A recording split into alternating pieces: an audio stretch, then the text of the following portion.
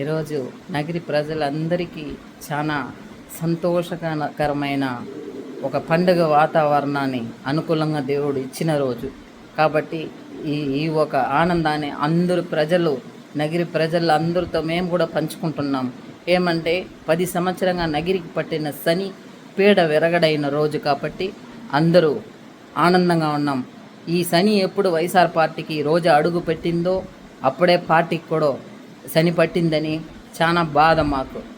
దీనికి టికెట్ ఇవ్వకుంటే ఈసారి తరిమునుంటే వైఎస్ఆర్ పార్టీకి ఇంత పరిస్థితి వచ్చుండేది కాదు.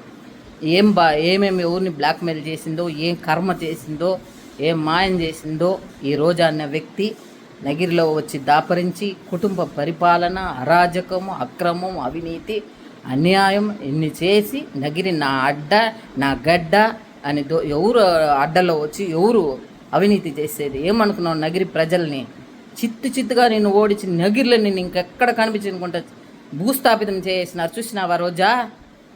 అర్థమైందా రోజా? నగిరి ప్రజల్ని, నగిరి అడ్డన గురించి నీకు మున్సిపాలిటీ గేటును తాకనించినన్నావు మమ్మల్ని. నువ్వు ఏ గేటు కాదు, నగిరి కాదు, అసెంబ్లీ కాదు, రాష్ట్రంలో ఎక్కడ నువ్వు ఇంకా కనిపించవు. నువ్వు చెప్తా ఉండాం. నువ్వు జాగ్రత్తగా ఇంక మీట నోరు పెట్టుకొని నీ గుడిలే కాదు, నువ్వు సామియారుగా కూడా పోయేదానికి నువ్వు ఒక అర్హత లేని ఆడ జన్మం. నువ్వు ఏమనుకున్నావు? నగిరిని నాశనం చేసినావు. దేవుడున్నాడు, మంచికి, న్యాయానికి, ధర్మానికి ఎప్పుడు దేవుడు, ప్రజలు ఎప్పుడు అండగా ఉంటారు. నిన్ను నగిరిని ఉంచి భూస్థాపితం చేసేదానికి కంకణం కట్టుకున్నారు ప్రజలు. అది జరిగింది. ఇంకా నగిరి మంచి ఒక బాటలో నడుస్తుంది. అన్నా తమ్ముళ్ళుగా అందరూ ఐకమత్యంగా ఒత్తుముగా ఉంటారు. రాజకీయాలు చేసేదని తెలియని వ్యక్తి నువ్వు.